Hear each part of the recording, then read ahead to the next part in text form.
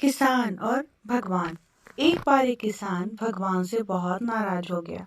कभी बाढ़ आ जाती तो कभी सूखा पड़ जाता, कभी धूप बहुत तेज हो जाती तो कभी ओले पड़ जाते हैं। हर बार कुछ न कुछ कारण से उसकी फसल थोड़ी खराब हो जाती।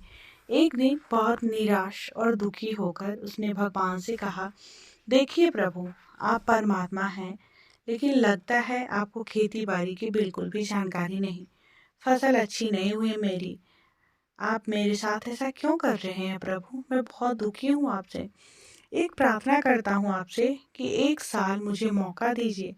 जैसे मैं चाहूँ वैसा मौसम हो, फिर आप देखना मैं कैसे अन्न के भंडार भर दूंगा। किसान की इस बात पर भगवान ने उसकी बात मान ली और कहा, ठीक है, जैसा तुम चाहोगे वैसा ही होगा। मैं कोई दाखिल नहीं दूंगा। किसान ने अब गेहूं की फसल बोई। जब धूप चाही तब धूप मिली, जब पानी चाहा तब पानी मिली।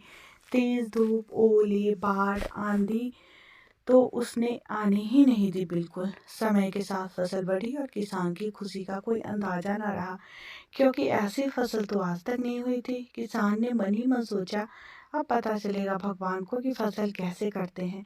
बेकार ही इतने बरस हम किसानों को परेशान करते रहे।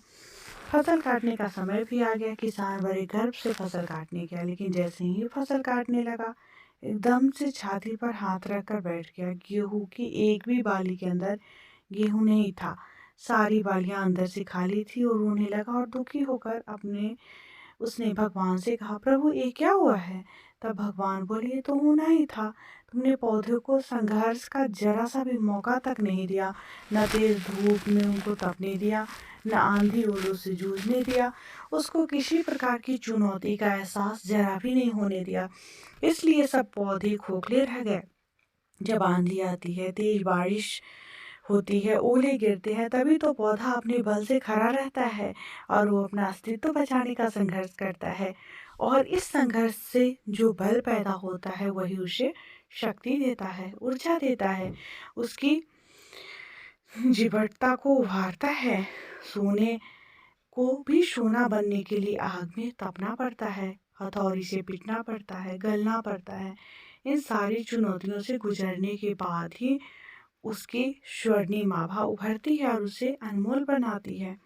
भगवान की बातें सुनकर किसान सब कुछ समझ जाता है कि भगवान जो भी करते हैं हमारे अच्छे के लिए और हमें मजबूत बनाने के लिए करते हैं, और वो भगवान से माफ़ी मांगता है।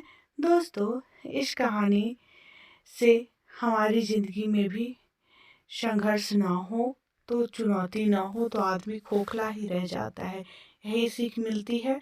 और उसके अंदर कोई गुण नहीं आ पाता। ये चुनौतियाँ ही हैं जो आदमी रूपी तलवार को धार देती है, उसे सशक्त और प्रखर बनाती है। अगर प्रतिभाशाली बनना है तो चुनौतियों को स्वीकार करनी ही पड़ेगी, नहीं तो हम भी इस फसल की तरह खोखले ही रह जाएंगे।